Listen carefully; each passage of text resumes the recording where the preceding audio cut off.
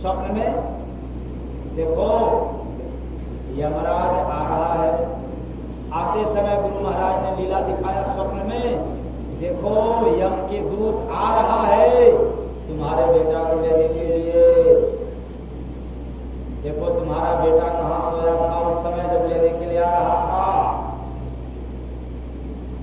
तो फिर मेरे आदेश का पालन किया। कौन? यम के दूत।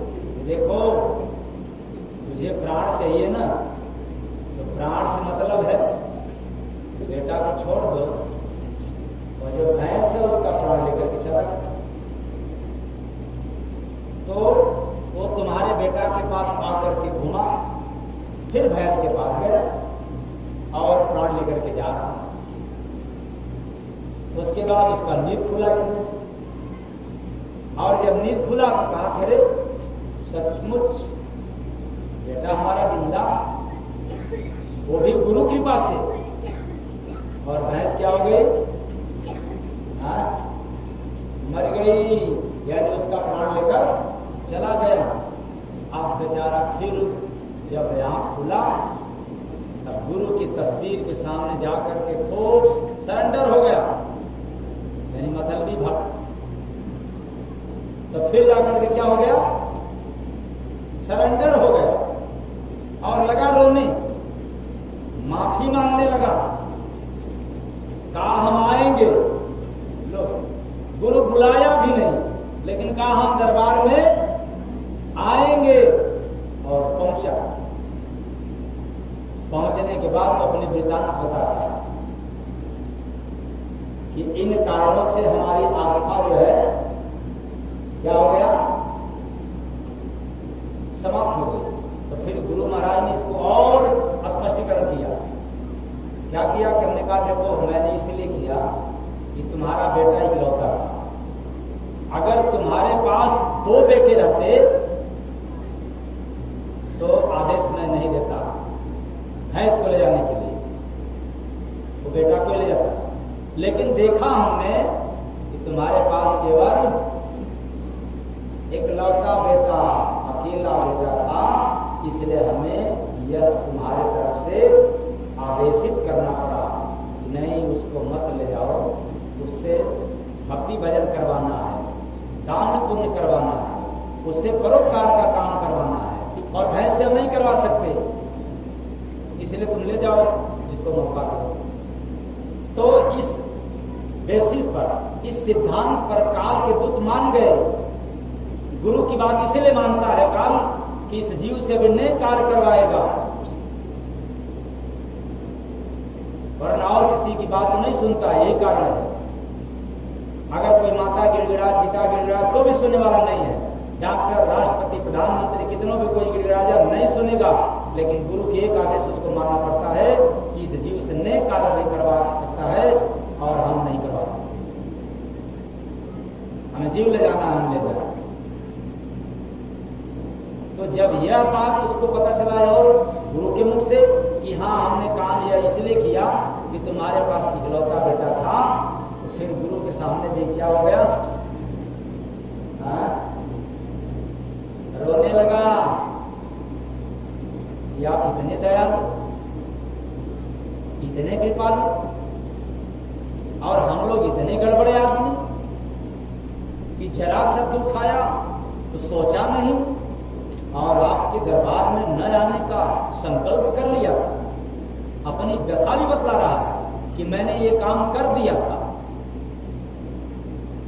लेकिन रात के स्वप्न में जब आप आकर के हकीकत को दिखाया तो आपके दरबार में आया।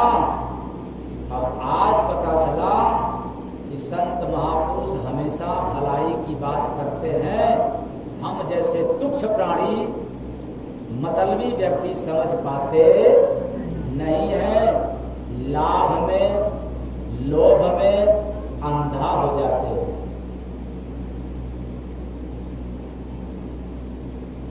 एक वह भी भक्त था, वो भी उसका माना जाएगा सौंपा हुआ था। हाँ, नहीं सौंपा था। सौंपता तो भैंस मरने पर ये नहीं कहता कि हम आज से दरबार में नहीं जाएंगे, लेकिन जब दोबारा गया तब क्या कहा? कहा कि अब चाहे जीवन में कितनी भी विपत्ति आ जाए, अब गुरु का दरबार छूटेगा नहीं। तो सौंपे गुरु हाथ में जब चले ईश्वर के ओरिया। सौंपे गुरु हाथ में जब चले ईश्वर की ओरिया। तो जब हम अपने जीवन की डोर सौंप देते हैं तब ईश्वर की तरफ बढ़ते हैं। ये केवल माला घुमाने से, जप करने से, पूजा करने से तो मैं बार बार कहता हूं, ये तो ढोंगी लोग करते हैं। केवल माला घुमाने का काम, केवल पूजा पाठ करने का। असली भी लोग करते हैं, इसमें नकली लोग भी करते हैं। चाहे असली बन करके करे या नकली बन करके करे तो भी ईश्वर की तरफ नहीं बढ़ सकता। कारण क्या है? इधर पूजा पाठ भी कर रहा है और उधर निंदा चुगलाई बुराई का भी काम कर रहा है। तो क्या मतलब है?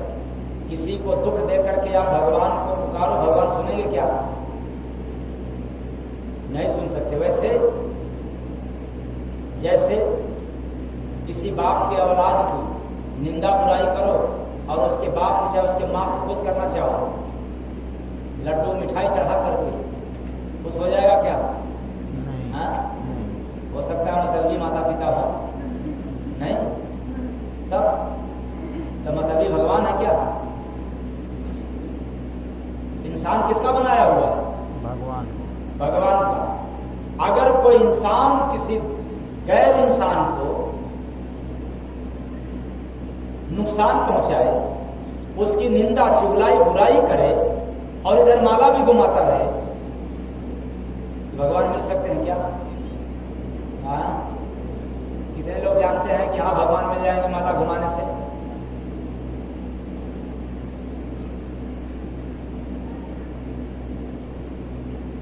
इतने लोगों को केवल मैं ही जानता हूं कहा, बाकी किसी को नहीं पता है।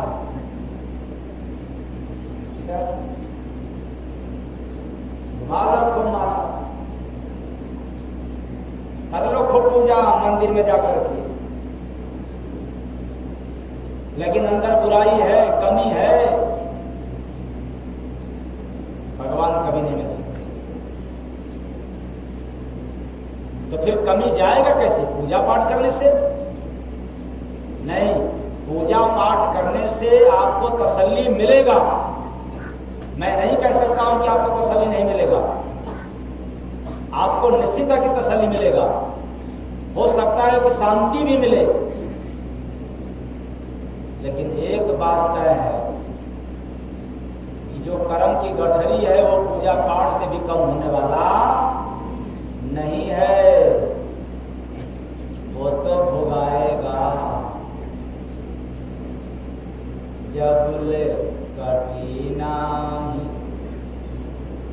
कर्म कर रसरिया, जब ले कटी नाही का कर्म रसरिया, भोगा भोग के हो पड़ी, जब ले कटी नाही कर्म रसरिया, भोगा भोग के। तो जबले कटी नहीं कर्म के रसरिया, तब से भोगवा भोग के। इसलिए भगवान राम के भी जीवन में कर्म का बंधन था, तो उनको भी जंगल में काटना पड़ा। मां जानकी के जीवन में कर्म की गठरी थी, उसको भी झेलना पड़ा।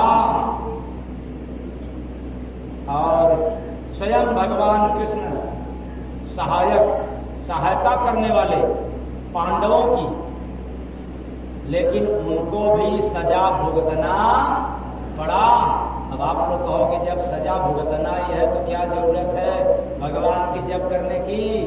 तो याद रखना, अगर भगवान साथ नहीं देते पांडवों की तो सजा भी भुगतते और उसके बाद कुछ मिलता भी नहीं और श्री राम नाम सत्य भी हो गया होता। तो उनके कृपा से, उनके सानिध्य में रहने के कारण ही बच गए और कौरव का क्या हो गया? नाश हो गया। तो सौंपे, याद हो रहा कि नहीं? सौंपे गुरु हाथ में जब डोर, चले ईश्वर के ओरिया। सौंपे गुरु हाथ में जब डोर, चले ईश्वर की ओरिया।